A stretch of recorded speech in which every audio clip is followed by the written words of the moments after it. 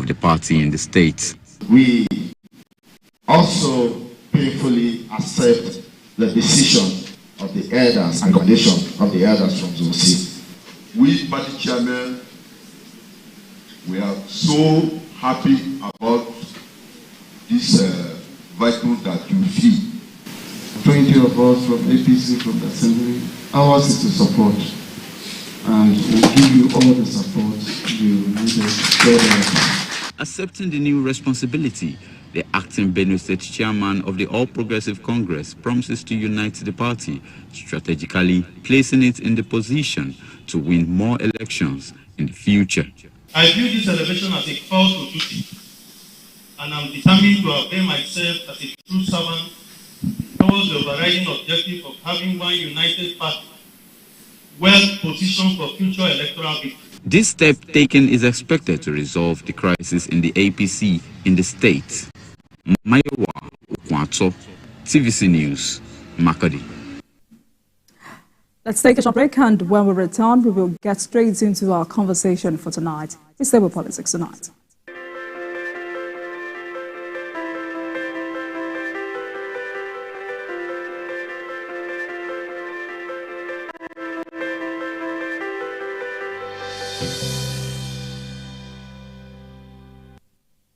Welcome back, everyone. The naira on Wednesday depreciated to 1,500 at the parallel market. The rate is a 3.45% decrease from the 1,450 per dollar recorded on Monday. Meanwhile, on February 1st, 2024, the Central Bank of Nigeria continued its foreign exchange market reforms by removing the limit on the forex rate quoted by international money transfer operators, amongst other measures aimed at strengthening the naira. Tonight, let's get a clearer picture of how some of these new measures and expectations ahead of CBN's first monetary policy on the 26th of February.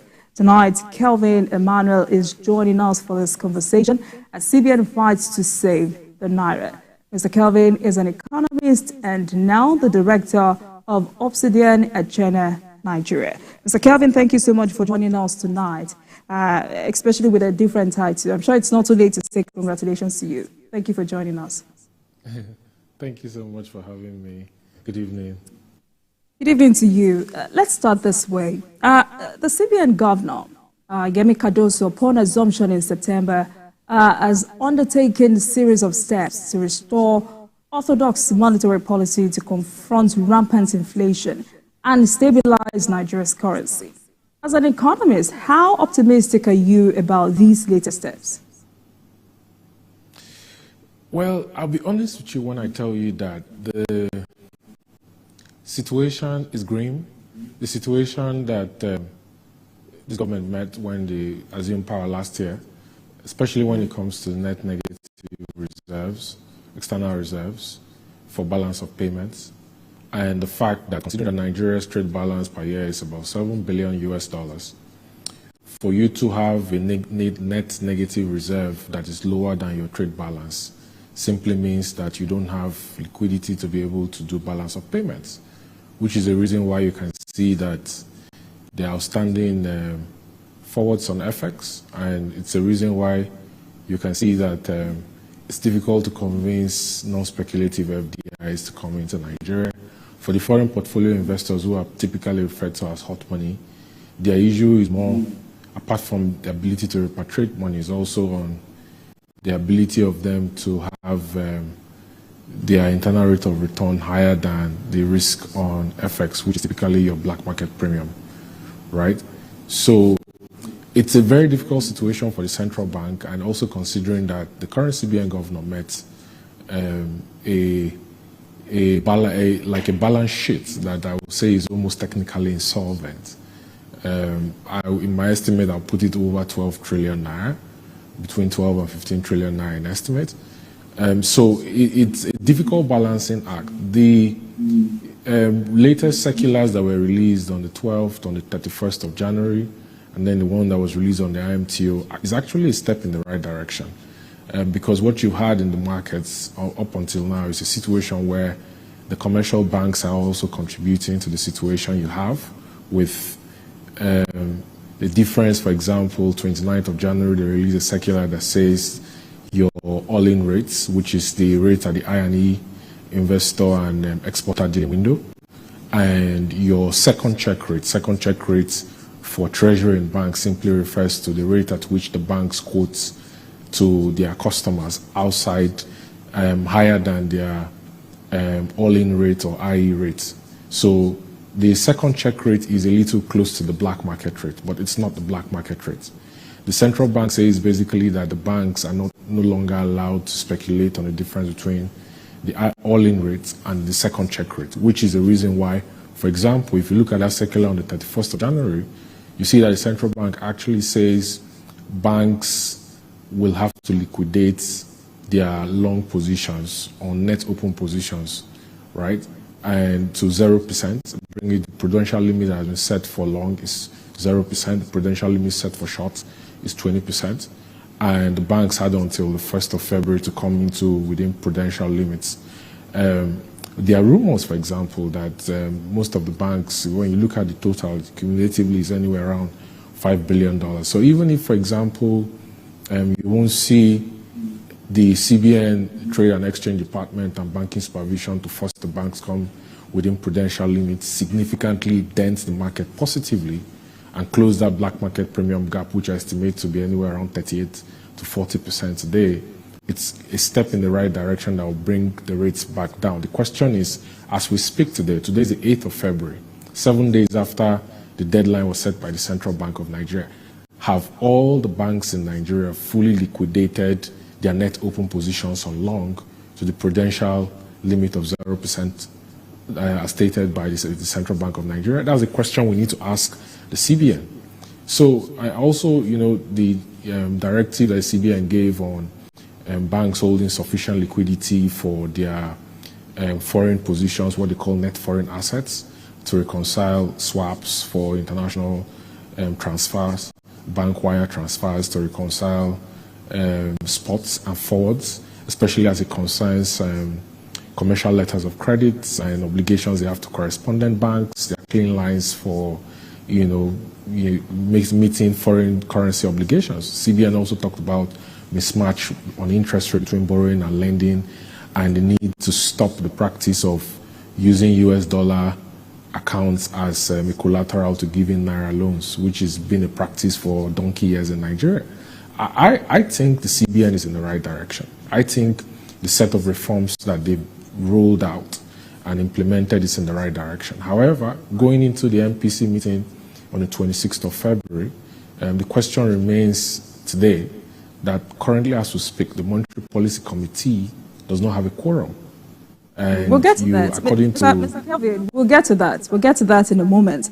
But with all you've said now, and with the official rates now roughly in line with the parallel rate, is there some scope for a recovery in the naira, especially as oil output rises, multilaterals extend funding, and the central bank clears the backlog of forex demand? As it regards the fiscal authority actually pulling their weight and helping complementing the efforts of the Central Bank of Nigeria, I am a bit more grim on that side than on the central bank side of the pond, even if the damage that was done to the CBN up until 2023 was so much. I'm a bit more grim, and the reason I'm grim is because when you look at the joint venture and production sharing contract at the NNPC, it's net of anywhere around 510,000 barrels. I'll tell you categorically this evening that about 85% of that is committed in forward sale agreements. Example, Project Gazelle. So the question you have to ask tonight is, where is the US dollar going to come from? I saw a press release today where the CBN governor had a meeting with the GC of NNPC, and they agreed on raising obligor limits for NNPC's accounts with banks and the revenue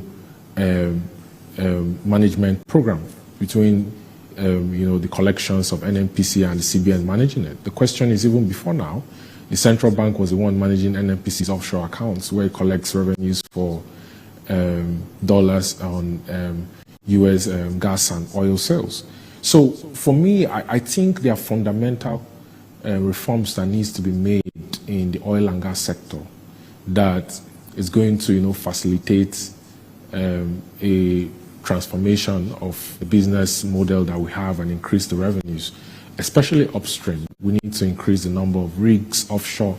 We need to move slightly away from associated gas. The issue about flaring of gas is a big issue because currently, as we speak, only about 5.6 billion cubic feet of natural gas is actually trapped. You know, we also need to move to associated gas wells, non-associated gas wells, not just associated gas. We need to focus on FLNG, floating LNG. Floating LNG is actually a solution for reducing gas flaring for associated gas offshore, deep offshore. And I'll tell you, is 90% cheaper than building trains for NLNG trains, like you have the train 1 to 6 and you have 7 currently in process of development. You know, so when you look at NLNG, for example, and you consider the fact that in 2023, NLNG paid dividends of about $1.1 billion to the government. NMPC is holding the shares of the government, which I don't believe it should do. That should be the purview of Ministry of Finance Incorporated, because they are the SPV set up by the government to manage the government's equity in every government-owned enterprise. You know, and then look at last year, you see that in terms of withholding tax and corporate income tax, NLNG paid the government about $700 million, if I'm not mistaken.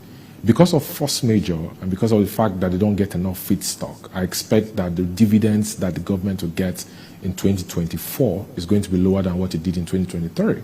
Now, these are your sources of what they call non-autonomous FX that comes in to the central bank that it uses in the secondary market intervention scheme, SMIS, to provide to primary dealers, which are the banks, to stabilize the markets. The question is how much of those dollars are coming in? Then when you look at the autonomous sources, the independent sources, you have your net export proceeds, you have your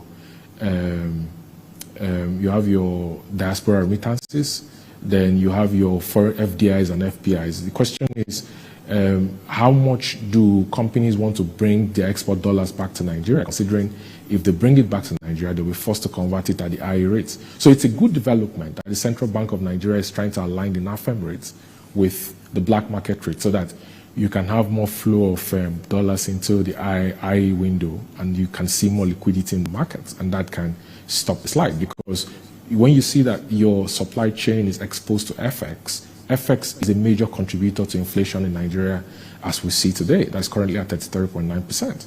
So these are all the mechanics you want to begin to look at when you look at the fiscal side of the equation and how it can complement the monetary side of the equation. And it's encouraging, to be honest with you, even if I'm grim on the fiscal side, that there's beginning to be more synergy between the Minister of Finance and Coordinating Minister of Economy, Mr. Edun, and the Governor of the Central Bank. They're beginning to meet more, talk more, align more, see how they can work together to align the fiscal and monetary policy to avoid the mismatch we saw over the last 8 years before this government took over.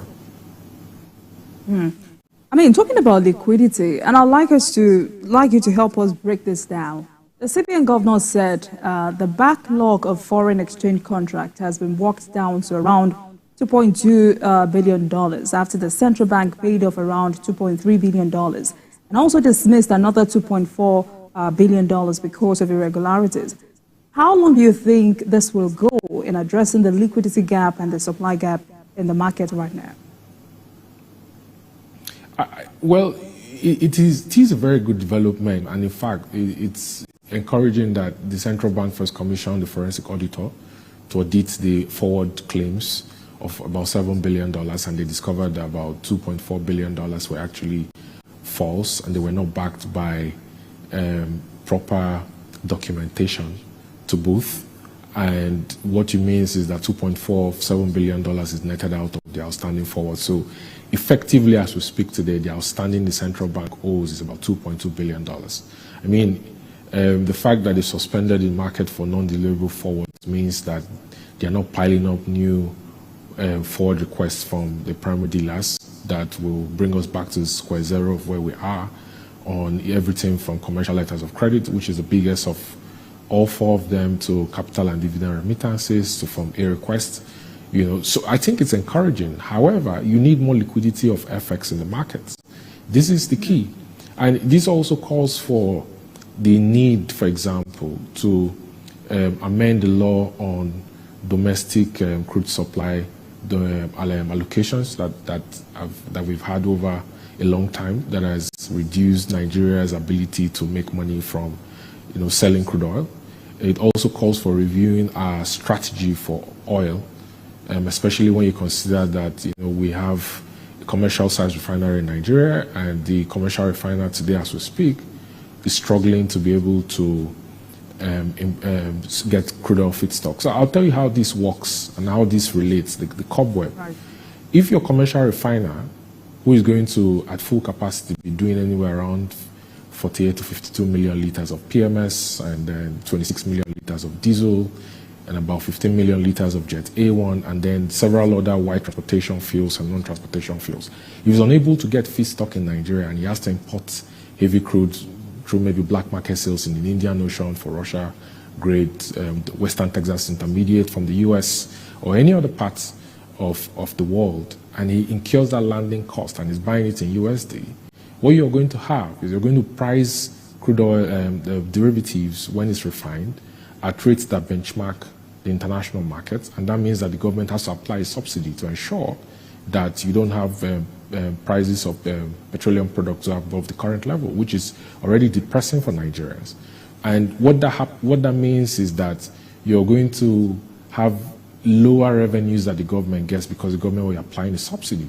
So when you look at this conversation, for example, of do we really still need OPEC? Does Nigeria need to pledge barrels to OPEC customers when your commercial-sized refiner that is buying crude oil in USD anyway is looking for crude oil feedstock and is having to import from traders like Trafigura?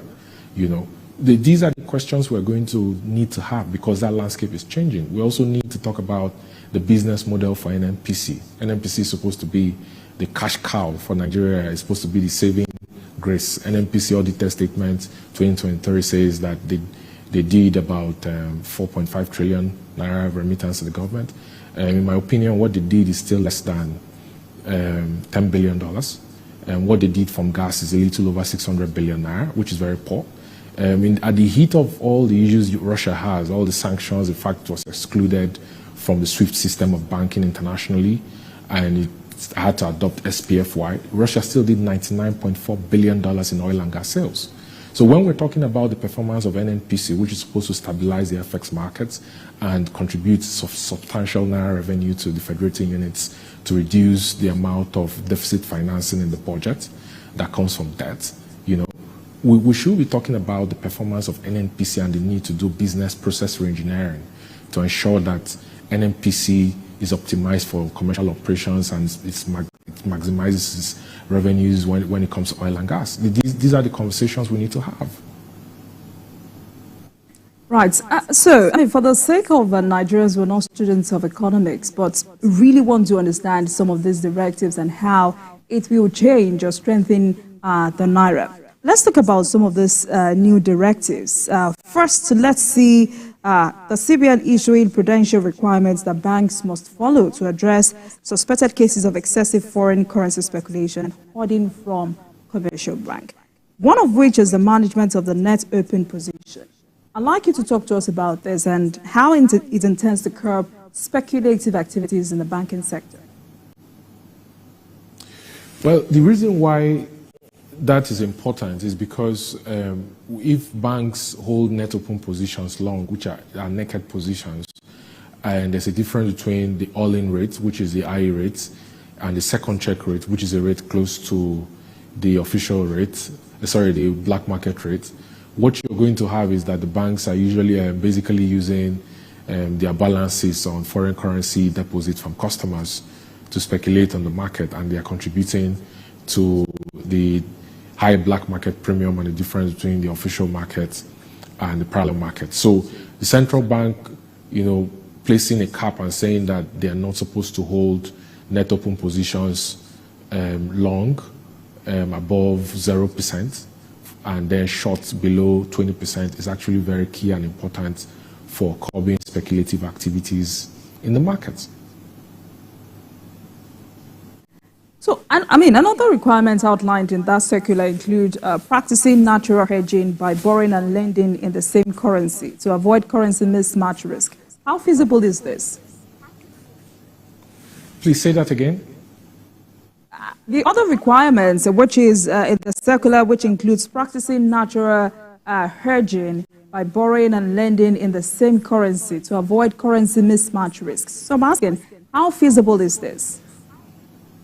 So that point basically talks about the fact that until now, like I said earlier, we've seen practices where people use their USD deposits as collateral to get naira loans, and the bank applies like an interest. What the CBN is saying basically is that that activity has to be stopped, completely. And the CBN is also talking about the fact that it needs like an alignment in terms of the rates on borrowing and the rate on lending. So this is very important. This is not extraordinary. This is a step you just need the Trade and Exchange Department and Banking Supervision to put their foot on the ground and ensure that they're implemented. So for example, it's actually a positive development that the central bank governor asked staffs from the Abuja office to go to Lagos office, because I can think of only maybe 2 banks in Nigeria that actually have their headquarters in Abuja. Most of the banks in Nigeria are headquartered in Lagos. To have these regulators send staffs from the CBN Lagos office to the bank head office, sit down with the banks and ensure that they comply with the circular that the Central Bank of Nigeria has released. I can tell you categorically that as we speak today, I don't think the banks have complied with the circular net open positions for 0% long, like the CBN gave a deadline for 1st of February 2024. If they had fully complied, we would have seen activity in the markets, in the FX markets. I don't think they've complied fully. So talking about compliance, especially with these 2 directives, NOP, management of NOP, borrowing and lending in the same currency, you would agree with me that the most important is full implementation of these measures. I mean, for the NOP, CBN says this circulation must be done using the gross aggregates method. How does the Apex Bank ensure that all commercial banks adhere strictly to this and the specific templates provided by the CBN? This comes back to regulatory enforcement. Like I said earlier, it comes back to regulatory enforcement. Like I said, the whole political fight, even if I don't like talking about politics, on the optics around moving staffs from Abuja to Lagos was completely unnecessary. It was a good step that you had staffs from the Abuja office go to the Lagos office. You need boots on the ground. You need CBN staffs, banking supervision, to actually go into the banks, sit with them on a daily basis and ensure that they comply. It's an issue of compliance, basically, because if you send out a circular, there needs to be punishment. I'm happy that one of the points in the circular says that the Central Bank of Nigeria is actually going to stop the indiscriminate discretionary CRR debits from banks, which brought their weighted average on discretionary and non-discretionary CRR debits to about 42%. I'm happy that they've provided like a template on managing it, that CRR debit for a daily and on a monthly basis. But I think on your question, the issue goes back to compliance. If the Central Bank of Nigeria can put its foot down and say, if you fail to obey the rule on prudential limits, we're either going to place fines and use CRR debits for discretionary debits, or an outright suspension of your foreign exchange license, it will go a long way in ensuring that the banks comply. Well, economists like yourself have said commercial banks in Nigeria have profited massively from forex revaluation gains since 2023. Is this true? And how do you think do you think there are too many commercial banks in Nigeria? Well, you can't blame the banks for profiting from revaluation gains, because basically the banks had swaps on foreign currency debts that the central bank took, the credit line the central bank took. They also had revaluation gains from the forwards that the central bank owed them on, the forward positions they opened with the CBN that CBN was unable to fulfill, which is basically like your $7 billion outstanding that has been drawn down to $2.2 billion today. You know, so I wouldn't say it's out of the ordinary that the banks profited from revaluation gains on FX swaps and FX forwards. It's normal treasury operations. The banks have done nothing wrong to profit from that.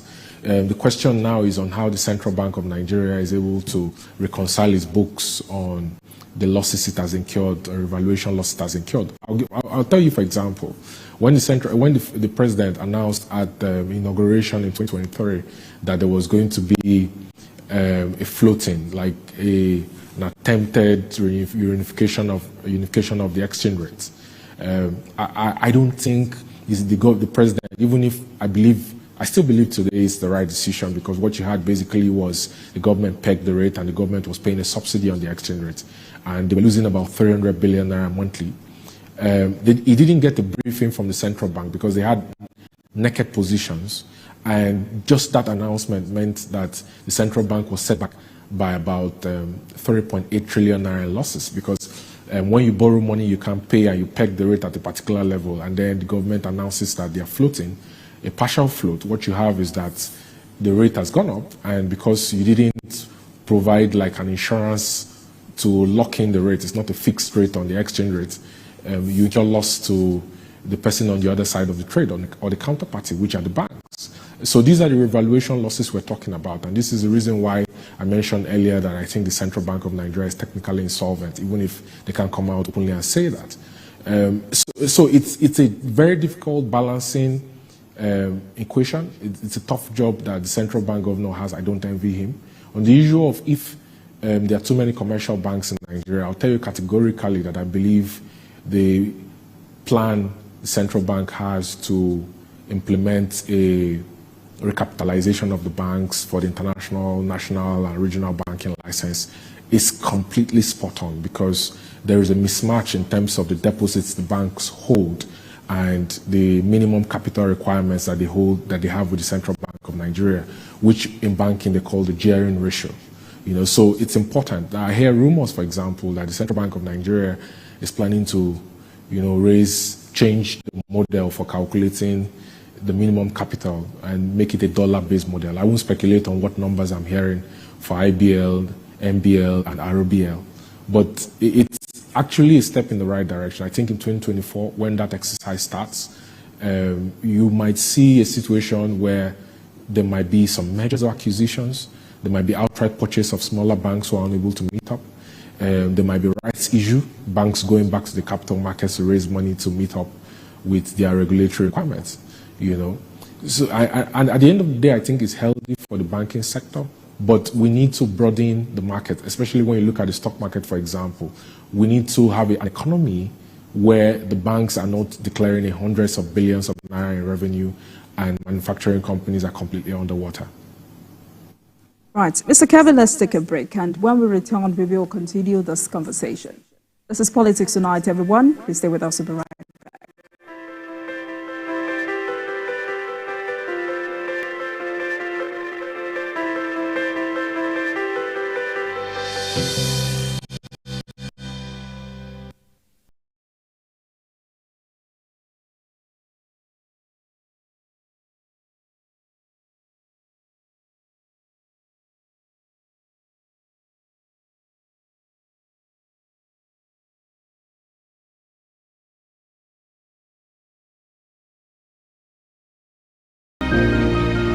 Sometimes it's the story that calls.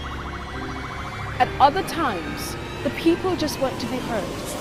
I need students, but I need teacher. Can't continue like this. Their voices re-echoing through time itself. We haven't done anything. If the tide is high, everybody run for safety. Their tears leave a sweet sour taste for all their demands. A familiar call beckoning for change. In our world, no one expects a disaster to happen. But when it does, we'll be there to x-ray all sides, from the east to the west, north and south. Community Forum will examine the oddities and challenges to economic development, as well as issues yearning for government intervention. Watch fresh episodes of Community Forum on Sundays by 9:30 p.m. only on TVC News.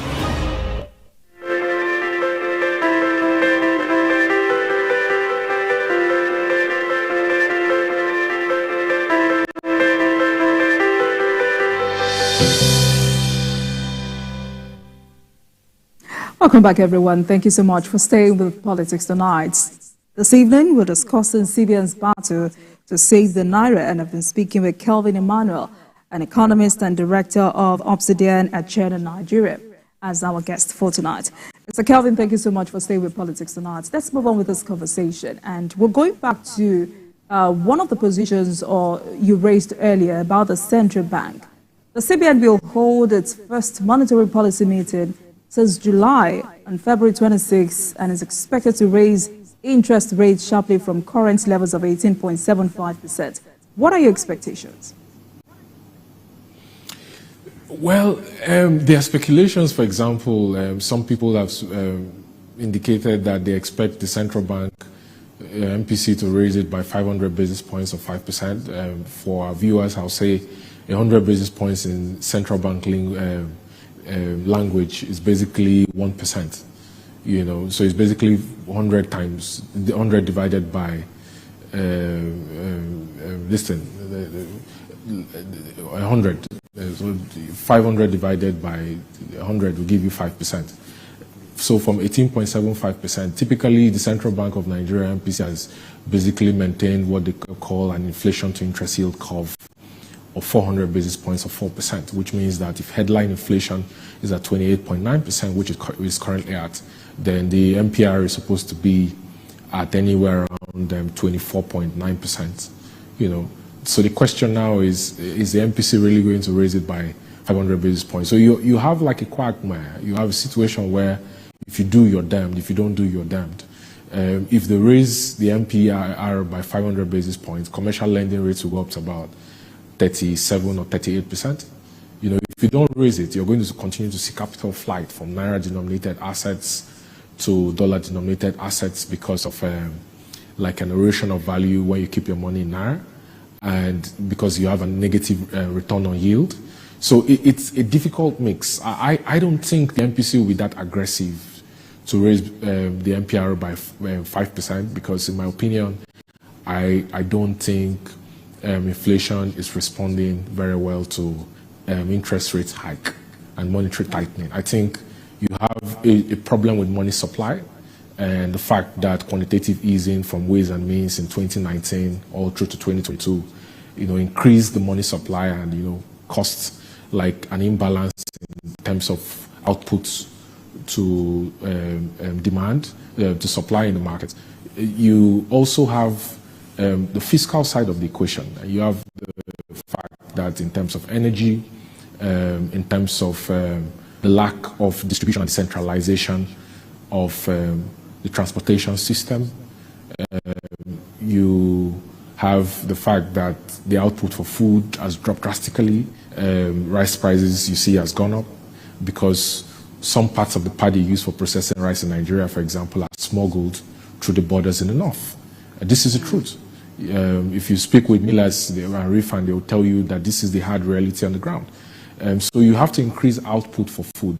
For you to increase output, you have to go back to issues like backwardly integrating muriate of potash, phosphates, to blend your own fertilizer in country so that you're not exposed to FX shocks from importing phosphates from Morocco or for importing muriate of potash from Canada, Russia, and Ukraine, which are the highest suppliers or producers of muriate of potash around the world. These are the ingredients along ammonium nitrate that you need. Fertilizer is very important.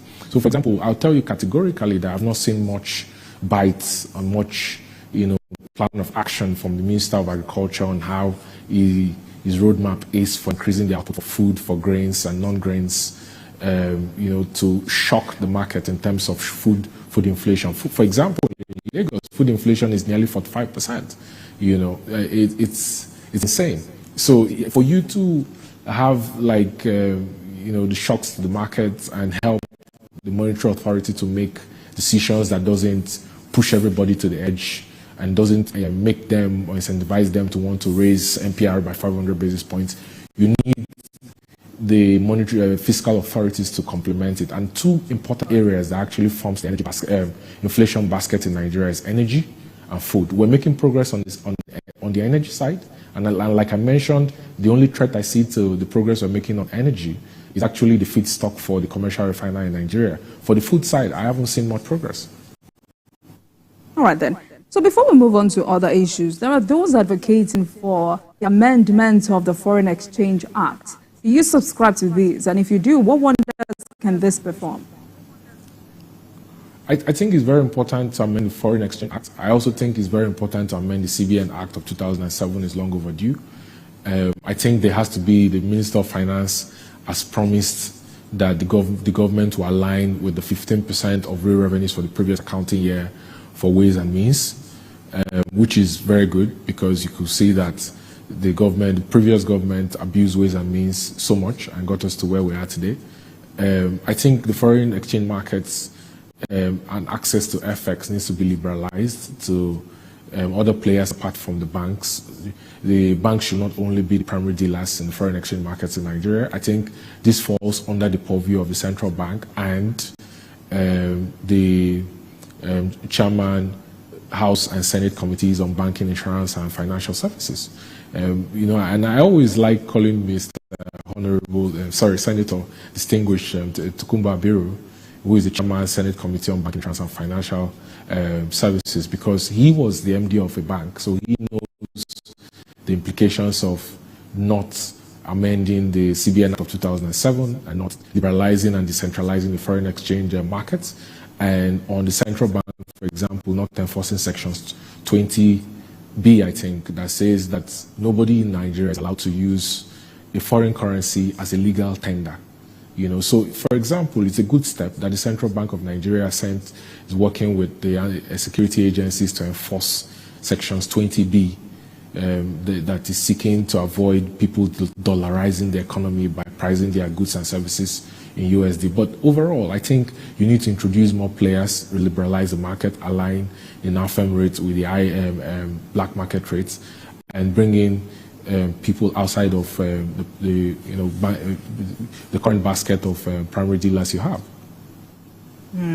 So let's talk about the rising cost of goods and services in the country. The CBN governor, Mr. Cardoso, has assured Nigerians that the country's inflation rates will decline despite the growing cost of food and other necessities. How do you react to this? His targets are ambitious. I think he projected 21.6%. I think his targets are ambitious, especially considering, like I said earlier, I haven't seen like a firm plan for how the government intends to increase the output of production for food. Listen, for food you have two different layers. You have primary products from Nigeria, then you have manufactured goods that is exposed to importing raw materials that are usually enterprise or durable goods for consumer manufacturers to process. That is a part that contributes heavily to inflation, because when you come to this side, you now have issues like the manufacturing companies, they rely on the banks to be able to open letters of credit or LC for them. And these banks have been constrained on opening LC because the central bank is unable to meet up their obligations for forwards, and you have a situation where they have to go to the black market to source for dollar to import LC. And these companies usually benchmark their FX rate at 300 naira above the black market rate. So for example, if the black market rate today is 1,450, a manufacturing company would typically place its benchmark rate at 1,750. That's the rate at which it's pricing its goods and services. So on the other side, on the Nigerian side, you have a situation where there is too much focus on roads and trucks as a way to transport or move goods around Nigeria. There's too much focus because you have the fact that there's wear and tear on the roads, there are bad roads, diesel prices are very high because, Dangote's products have not hit the markets, and we have all these shocks from importing diesel into Nigeria. And there is no train or rail system around Nigeria, both for horizontal and vertical rail network, for really moving cargoes. It's very strange that you have a country of over 200 million people, and a major means for transportation for goods and services is actually road. You don't have a lot of rail infrastructure. And then even when you want to look at rail, the question you have to ask is, does Nigeria actually produce steel? Because steel is like a major part of rail track construction. That does Nigeria produce steel? How are you going to import steel from Russia or India or China at these exchange rates? If you look at the EPC for FID for quite a number, gas transmission pipes that rely on steel and rail projects, you see that they've installed because of getting FX in their APC for, meeting up with their project implementation schedule. So how are you going to get the steel that you need to construct rail to decentralize the transportation system to reduce the cost of moving food around Nigeria, cost of moving energy around Nigeria? Fuel price is cheapest in Lagos because Lagos has Tinkan, where you bring in petroleum white transportation fuels. But fuel prices are way higher in Bayelsa, in Abia, in Delta, in Kano, in Gausu, because you have to use trucks to transport fuel from Lagos, from Calabar, from Port Harcourt, to all these parts of Nigeria. Now, if you have a functioning rail network and you have a functioning cargo network, you will be able to move a lot of these energy and food products cheaper, faster, without a lot of encumbrances they have, because there's also the issue of harassment that these truck drivers have on the road, and they have a standard unofficial tax that they pay, a black tax that they pay on the road for moving their goods around Nigeria. So these are the issues that the government needs to focus on. We can talk about the economics of the central bank and all the issues about the monetary authorities that we've discussed extensively on this show, but the government needs to focus on these issues, on how to deleverage the cost of energy and deleverage the cost of food, the cost of land development, the fact that we rely on smallholder farmers as against mechanized agriculture and smart agriculture, and the fact that we import 70% of the component for blending fertilizer, which is a major component for food production, the variety of seeds that we plant. These are the issues that we have to focus on as we begin to talk about the conversation on ramping up on the fiscal side and how it affects Nigerians and inflation. All right.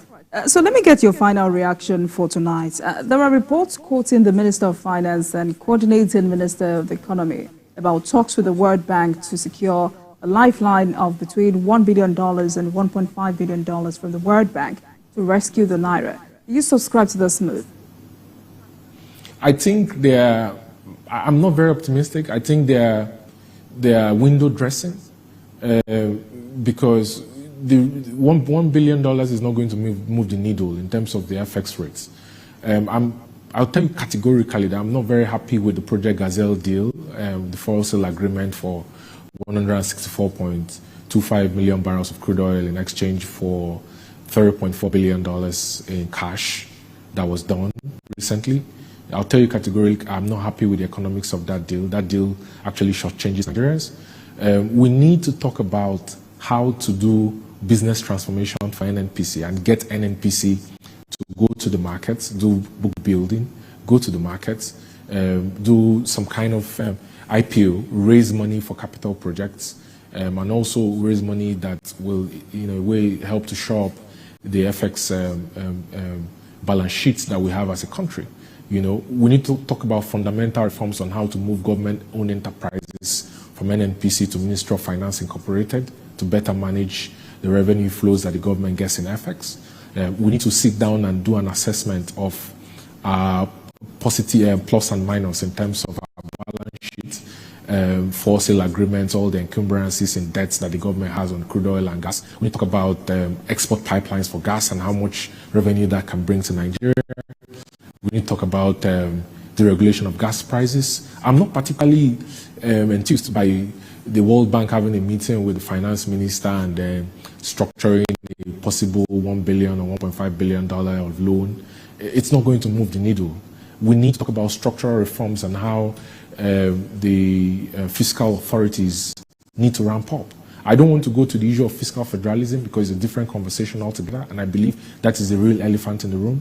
But NNPC is key to the problems that we're facing and how we can solve them. And until we start having the difficult conversations that everybody likes to shy away from and talk about how to transform NNPC, the business model NNPC has, in my opinion, I'll tell you that there are lines of business NNPC currently has that it shouldn't be in.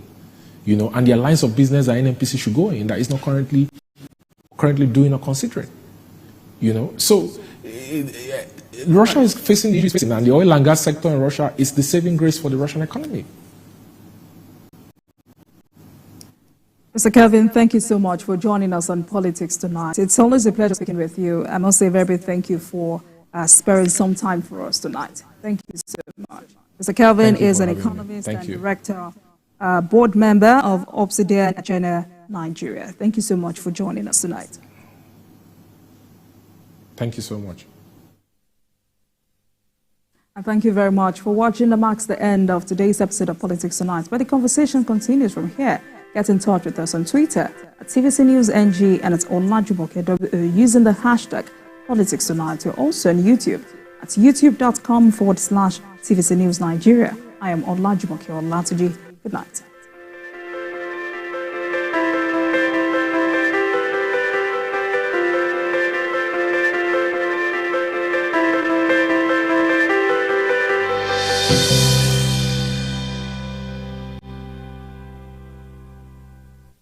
This is your moment to discover new heights of pride and passion. A moment to forget the past and to rewrite history.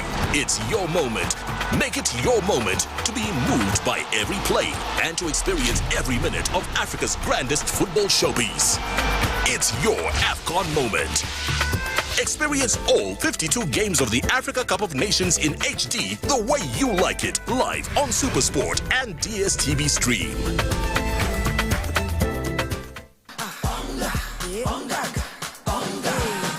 It's the greatest for me. Hunger makes your cooking fun. Happiness, we go fill your belly. Enjoy the taste and aroma daily.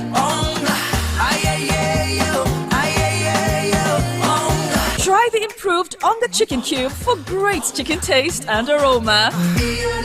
5 questions with Ini. Hi guys, Ini. Your skin is really glowing. What beauty soap do you use? It's glowing because it's healthy. I use a soap that keeps my skin soft and protected from germs. But Ini, the beauty soaps I know don't give germ protection. Dettol skincare does. It combines Dettol's protection with argan oil to protect my skin. Gives me 2 times moisturization with a beautiful fragrance. Beautiful skin is germ-free skin.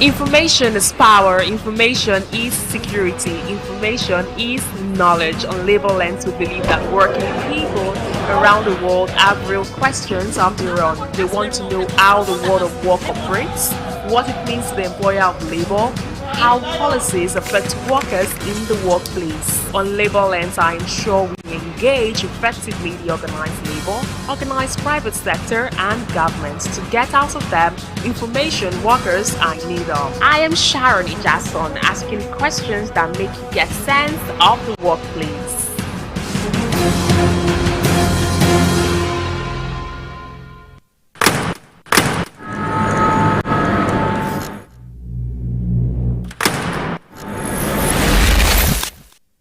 Voted as the best TV station of the year. TVC News breaks into the core of every event as they happen. Following all nationwide big and impactful stories. Without the news from every perspective. Covering every human angle. I am Veronica, bringing you the news you would want to watch.